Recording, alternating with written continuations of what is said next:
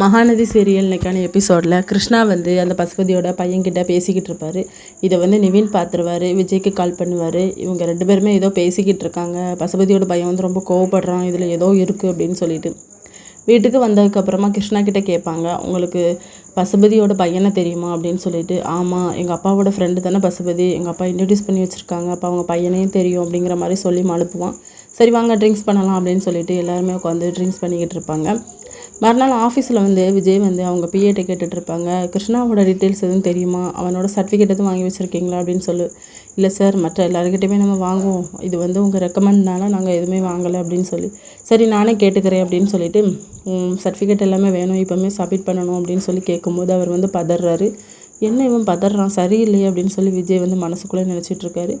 வெளியே போனதுக்கப்புறமா காவேரி வந்து ஆப்போசிட்டில் வருவாங்களா, நீங்கள் எதுவும் திட்டினீங்களா அப்படின்னு சொல்லி கேட்பாங்க கிருஷ்ணாவை. இல்லையே அப்படின்னு சொல்லும்போது, இல்லை அவன் ரொம்ப பதட்டத்தில் போகிறானே அப்படின்னு சொல்லி நேராக பசுபதியோட பையனுக்கு கால் பண்ணி கேட்பாரு. இப்படி சர்டிஃபிகேட் கேட்குறாரு, அவருக்கு என்னமோ டவுட் வந்துட்டுன்னு நினைக்கிறேன் அப்படின்னு சொல்லிட்டு இதோட இன்னைக்கான எபிசோட் முடியுது.